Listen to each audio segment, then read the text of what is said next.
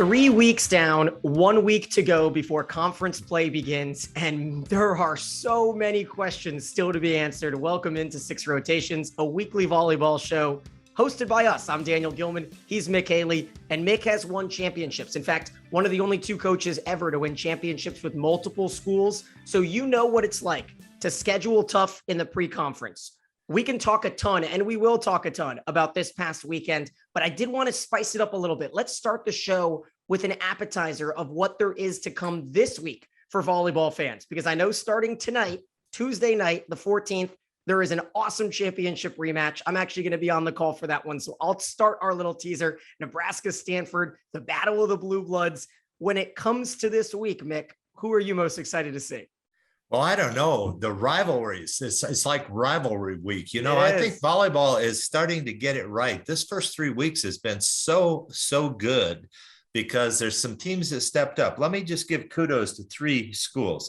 Stanford scheduled the toughest of anybody in the country, and that's coming off not going to the tournament. That's real gutsy, let me tell you. So those kids are going after it. Minnesota, they've got a veteran group. They have a great schedule. They had duck and nobody, and they're playing everybody.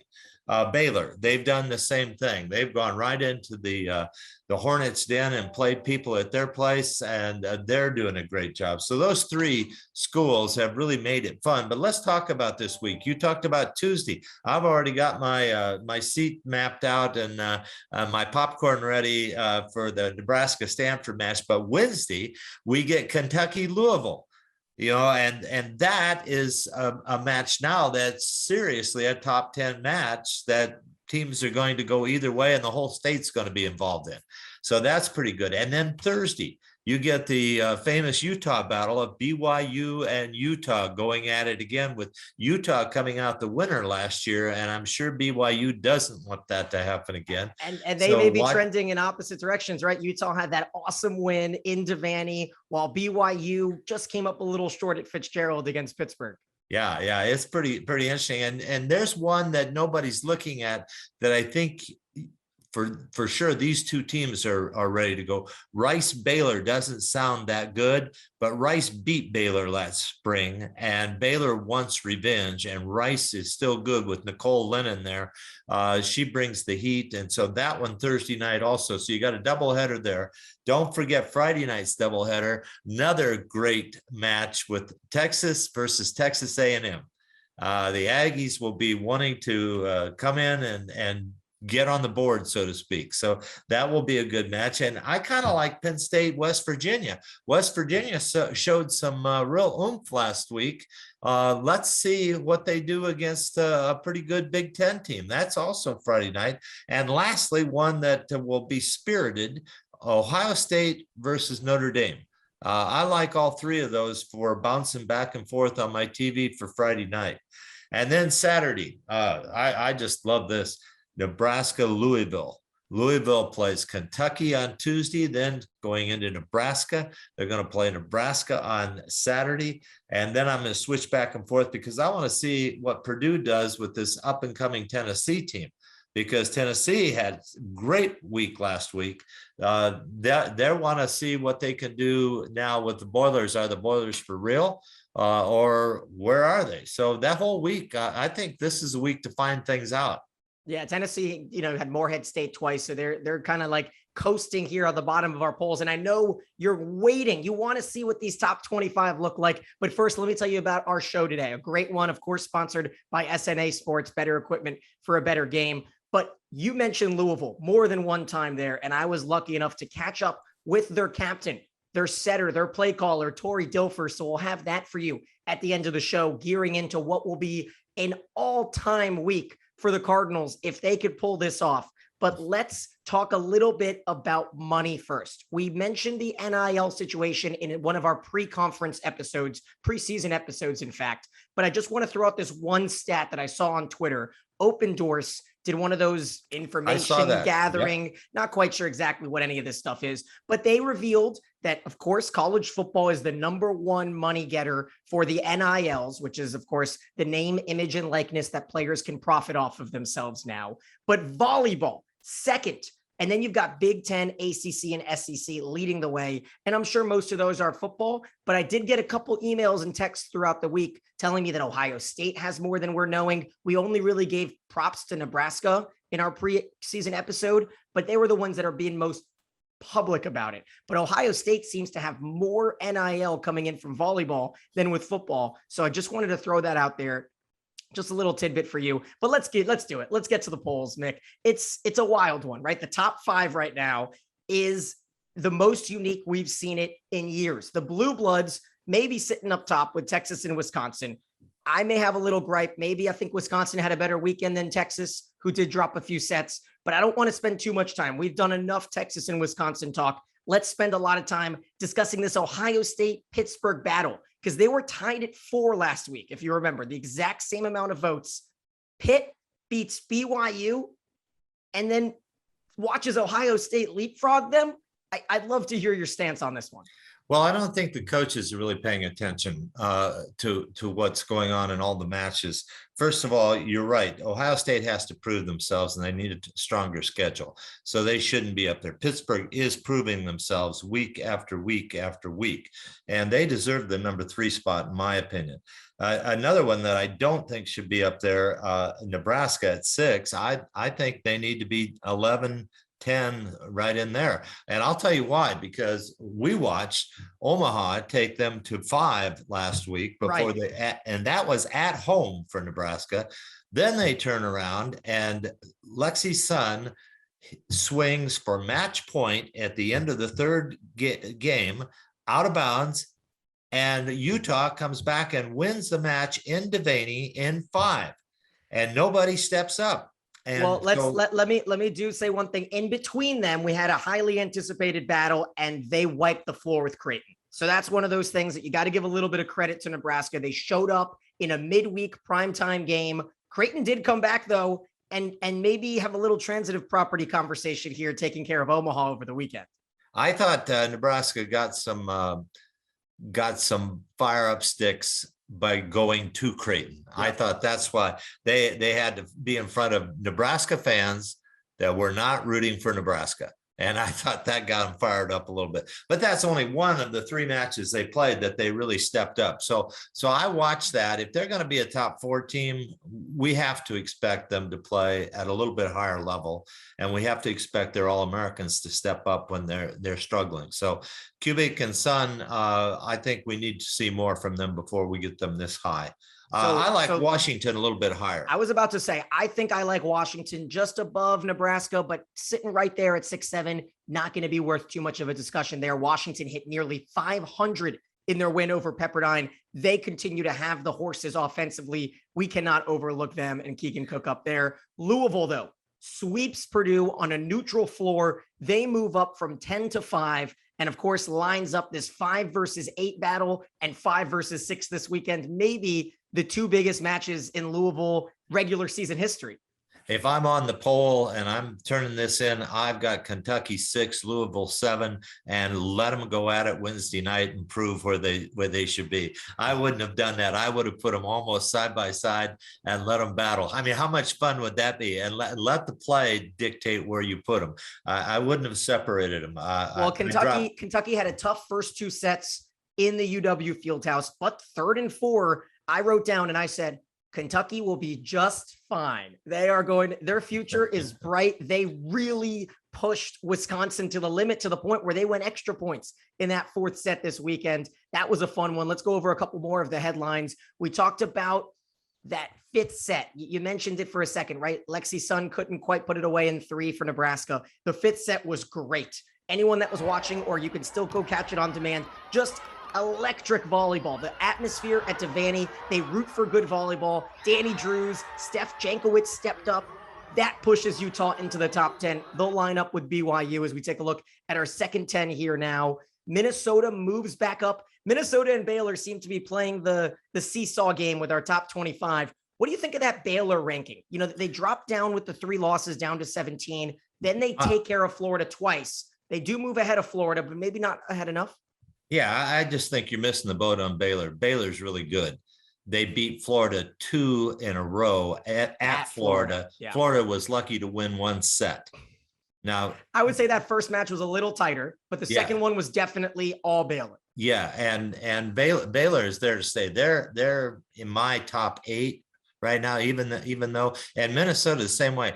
I'm not discouraged at all at Minnesota's losses. They have played the teams and they're getting that team ready for December. And that's what he's doing. And they're playing some tough matches. I think they're 10, 9, 11, somewhere in there. So before we break down a little bit of that Big Ten Pac-12 challenge, I want to give credit to the ACC. They have the most undefeated teams in the nation, 4 of them. Not a lot of love shown to a couple of them, but obviously you saw those 2 in the top 5. But let's talk about it, right? Because Oregon, Penn State, Minnesota, Stanford gave us a show. All 4 matches were fun. Even the Oregon-Penn State sweep was a little titillating there at the end. But then Minnesota comes back without Schaffmaster there in the 4th set. Banged up, gritty, finds a way to force a 5th, giving Oregon their first loss. And then Stanford. I mean, we'll talk about them. They're our comeback of the week against Penn State. What'd you see? Did you watch any of that Minnesota-Stanford match? I did. I watched a lot of it, actually. I saw a lot of things. I saw that Stanford's going to get better. I saw that Minnesota is starting to be comfortable in uncomfortable situations. I think that's good. I'm wondering how Penn State's going to react going 0-2 against the Pac-12 this weekend. You know, we've watched them and they haven't made that push forward yet. So that's going to be a team we'll always watch every week to see what Coach Rose can do with those kids. And then Creighton came from behind. We talked to Jayla Zimmerman last week. It was touch and go with Omaha there. She went on a 12-0 service run. Do you know how many bananas that is? That's like 3 bunches of bananas that Jayla had to keep telling herself to finish that set to then sweep Omaha. I want to give a little bit of midweek credit. I had some people tweeting at us that we didn't quite give enough love to the midweek games in the past few weeks. So let's talk a little UCLA San Diego as we break down our last couple teams in this top 25. UCLA creeping on at 19, San Diego at 21. Do you think the coaches got that right in terms of having UCLA on top of them? I think they missed it completely. Does that make any sense? No, USD beats UCLA without Katie Lukes. Yeah, and then UCLA, and then they beat San Diego State besides at home, and they're behind UCLA. I just I don't understand that. And if you saw UCLA play Davis, they about got beat in that match. They could have lost for all 3 of those games. They were within 1 or 2 swings there. So UCLA is not ready yet. I think they have to earn this. I wouldn't have them that high. Yeah, that's a name recognition ranking. If anything, Mac May had half of the team's kills, 30 of UCLA's 60 kills went to one player. Dominant 4th too. San Diego took it 25-19. So it wasn't quite like it was like a back and forth end of that match. So that's an interesting one. Got to give a little bit of credit to Colorado. They jump into the top 25 for the first time this season. But let's talk about the teams receiving votes that maybe could have been there at that 25 ranking. Caleb Answorth and Ole Miss, undefeated, and they dominate Western Kentucky. The first team that we've really seen play this well against Western Kentucky, including Kentucky in the tournament. That was tighter, and Judene went hurt, but Ole Miss, I have them as my 24-25 around there with Pepperdine, of course, sitting there, but they got pushed to 5 sets against Cal Poly, who is just not the team that they want to be right now. I don't think Pepperdine should be ranked. I like Ole Miss there as well. Are there some teams that you kind of want to be sitting on the edge? Well, I'm still thinking that Marquette and South Carolina have not worked their way off the pole. They've done their business. South Carolina got upset by Santa Clara, but that's their only slip. They have good wins over Rice. They have good wins over Central Florida. They have pretty good wins. I'd rather have somebody beat them and knock them out of there than us to just put somebody up there that's got 8 wins. And I'm not sold yet on Ole Miss, but I'll watch very closely. I want to see what happens when they get in conference. But both of those teams are the teams I would have back on there. I think or at least have the coaches look at for sure. And you have to be careful when you have these midweek matches and then the weekend matches. Many times you forget about the midweek match because you've played that weekend. You're Sunday, you're trying to vote, and you've forgotten about last Tuesday, Wednesday, or Thursday. So the coaches have to keep track of this. Now it's harder for the coaches voting because you have to go back and see who beat whom and who lost to whom. And that's the toughest thing. Well, we saw it a couple of weeks ago with Penn State ahead of Georgia Tech, and Georgia Tech had literally just beat them the previous week. So I think that's where it does. Yeah, if you're a coach, maybe just check to see, hey, is there a head-to-head here? If there is, maybe you lean one way or the other. I want to give one more shout out to a team receiving votes, because first, how good is it for the SEC that they've got these teams competing? Ole Miss, South Carolina, Tennessee, putting up a little bit of resistance. Obviously, a team like Missouri is going to lose their top 4 bids. So there's going to be teams and spots available in the SEC. Same with the ACC. We've talked a lot about them, but North Carolina received some votes this week. They pulled off a comeback to beat Michigan. They were down 23-18 in the 4th set. Michigan had a reverse sweep of Duke this weekend. So those were a little Big Ten ACC battles. Is there anything else here in this top 25 that you feel like we have to touch on? I want to give, as much due as possible to the teams, but I also want to talk about some of the lower level ones that we don't necessarily give too much love to, like Towson, who made the NCAA tournament in April. They were the first 10-win team of the season. They are, never going to get much love. They're always going to end up going to Penn State, it feels like, but I wanted to give a shout out to them because I saw they got to 10 first. No, I'm not hyping anybody right now, other than what I've seen. The Grand Canyon UTEP match. Yeah, let's talk about that right now. The 2 undefeated teams. Grand Canyon comes out on top. The next night they go and they lose 3-2. So in Portland to Portland State, that was one of our contestants for upset of the week. Ole Miss, though, a 54-match regular season win streak snapped like that.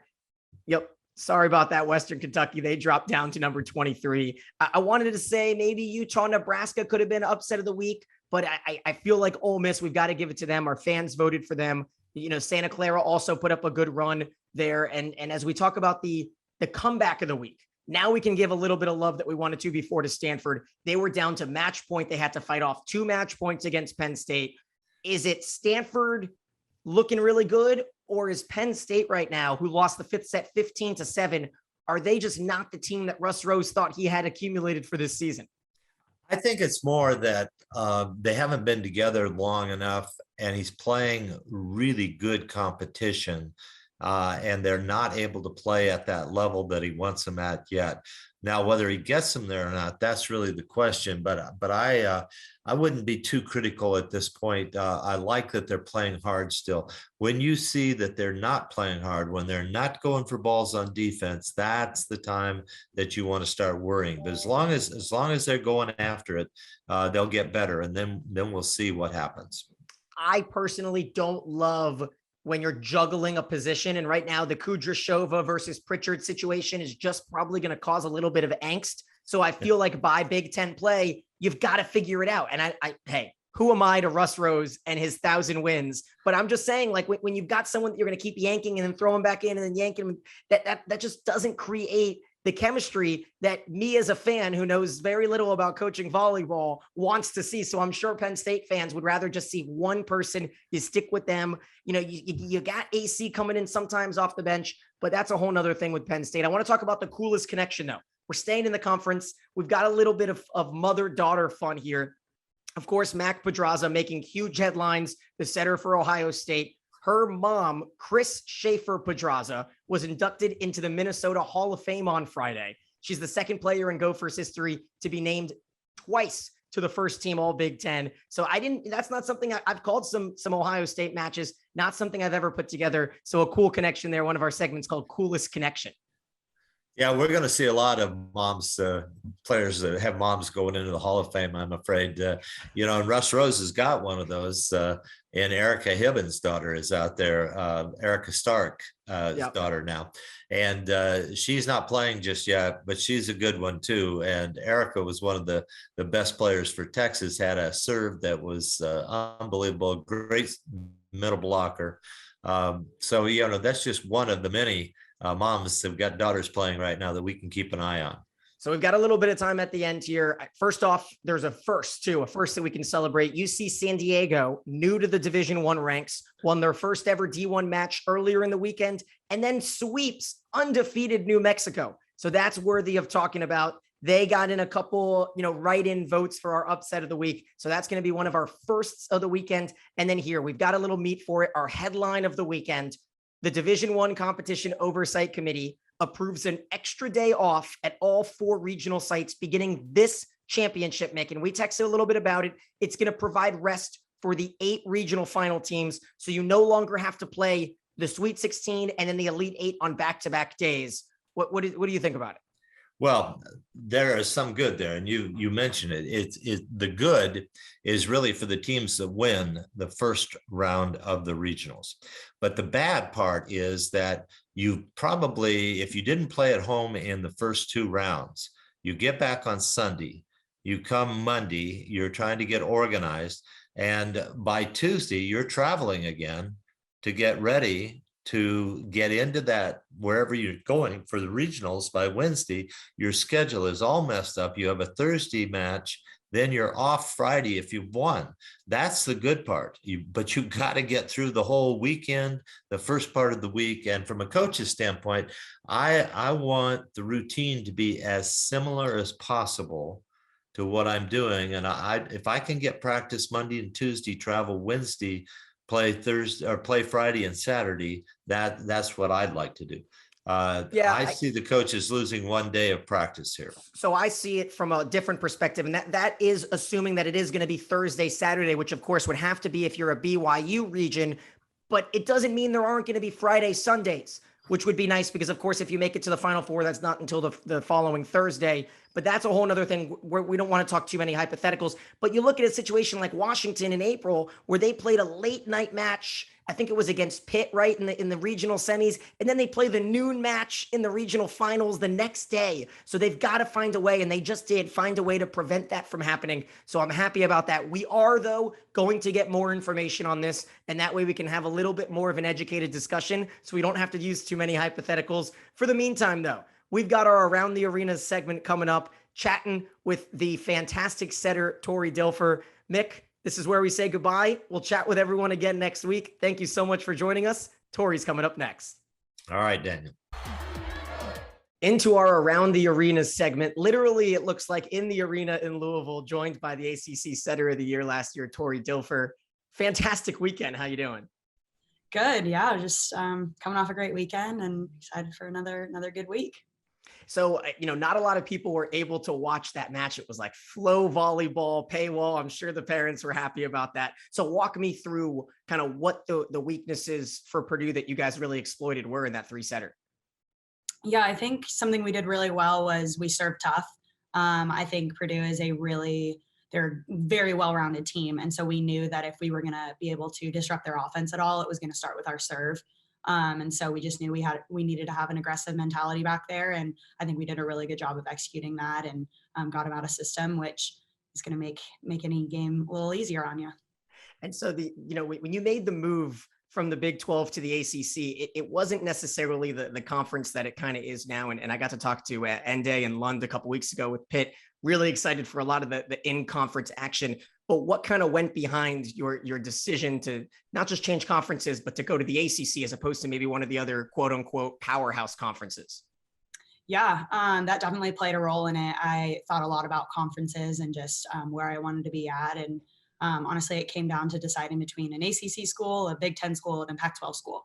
So I just knew Louisville was the best fit for me. I love our coaching staff. I loved their vision for the program. And I had no idea what my role would really be when I came in. And I was okay with that because I just loved it here. And I felt like it was a place that I was meant to be. And that was actually something I talked about with Dan and Danny on my visit was how much the ACC was growing in volleyball. And I was excited to be a part of that. And I think it really has grown even just since I've been here. So many schools just having great seasons in a row and getting big time recruits and transfers has been really cool within the conference. So I love seeing it grow, and we're definitely a much stronger conference now, and it's going to be a competitive ACC season. So it's Louisville, right? You kind of have to like swallow the U-L. Yeah, I was told you have to say it like you're saying it with something in your mouth. Yeah. I guess. I don't know, but yeah, it's Louisville. Okay, so now let's talk a little bit about Dan and Danny and just the way that your team emanates fun. It almost looks like at all times, and especially during that tournament run in April, that you guys were just constantly doing things that were kind of out of the box. Walk me through one or two things that were kooky or maybe uncharacteristic to a normal volleyball team that kind of motivates you. I mean, I just think our relationship with our coaching staff and our support staff is special in and of itself, and that makes it a lot more fun. I think they've really cultivated a culture here of love. And I think that can be cheesy to people that don't really know what that means, but to us, it is a huge part of our culture, and we love being here. We love Louisville. We love each other. And when you're in that mentality, it's going to be really fun. And so I think our coaches do an amazing job of exemplifying that. And so it's really easy for us to live in that way too, because we see it from them every day. And they're just a fun group. I think they're themselves around us, which is awesome. And they don't act like there's some big divide between us. They care about our lives, which is really cool. I love that about them. They truly do care about us as people. And that's just made it a lot easier to enjoy them being coached by them too. So before a match like Purdue, obviously a little bit of a rival, Purdue took it a couple seasons ago. Was there any talk in the locker room beforehand, like, hey, if you guys go get 10 aces or 10 blocks, then you can go have McDonald's or anything like that? Is something kind of motivates the players? We had a little bit extra this time. We were told that if when we beat Purdue, we got to get either strawberry refreshers from Starbucks or Alani News as part of our next pregame meal. So we're getting that on Wednesday before we play UK, which it's a big thing for our team. So yeah, I mean, we're always trying to find a little extra motivation, but I don't even know if we needed that against Purdue. We were pretty fired up. All right, we got to talk about it here. We can wrap it up saying it's Kentucky and it's Nebraska. How locked in are you to the ongoings of what's going on, right? Like Utah over Nebraska, or the Creighton, Nebraska, or something with Kentucky and Wisconsin this past weekend? Or are you kind of like, okay, whatever happens, we're going to focus on ourselves? We're definitely trying to focus on ourselves. I mean, I think with a week like this, there's going to be that extra noise no matter what. Whether they had big time matchups the week before or not, there's going to be some extra noise. It's a rivalry week. We're going to Nebraska. First time since Danny's been our coach here, that we've gone there. So we know there's going to be a lot of extra stuff going on this week. And so I think our biggest thing is we do want to focus on ourselves. It really is. When we focus more on our side of the net, that's when we're our best. And we try to treat every opponent the same. We want to bring our absolute best every time we're on the court, whether that's point one of our first game of the season against anybody or a national championship point. You know, it's we're going to bring it the same way, and it doesn't really matter who's across the net. So I think that's what we're really trying to stay focused on. And it's tough. I'm not going to lie. It's not like that's easy to do. It's exciting to get caught up in who beat who this last weekend. And that's what we're here for, though, you know? Yeah, exactly. Yeah. I mean, we pay attention to it. We're volley nerds. We love watching other games and stuff. So it's fun to keep up with, but I am really proud of this team on how we've just focused on ourselves and been really just had some tunnel vision with it. And we know that we're most important to us. Have you played anywhere that's like, Devaney? Can you think of anything that's in the 5,000-6,000 range? Closest I'm getting is Gregory at Texas. A couple of years ago, I got to play there a few times throughout my career at TCU, and then obviously in 2019 in the tournament. So, I mean, that's obviously an incredible atmosphere, a historical gym. It was amazing playing there. I loved it. But I don't know if it's gonna quite compare to Devaney. I'm really excited about that. I think it's gonna be super challenging. Whether they have a big crowd or not, Nebraska's gonna be challenging. And let's put that they're gonna have a big crowd. So yeah, it's gonna be distracting at times, but that's the fun of it. We gotta rise to the occasion. Well, good luck. Thank you so much. Is there anything that's going to be on the line when you beat Kentucky to have a good pregame meal up in Nebraska? I don't know. We haven't talked about it yet. That might be a conversation today at practice. So we'll see. Great. Thank you so much. She's Tori Dilfer. I'm Daniel Gillman. This is another episode of Six Rotations.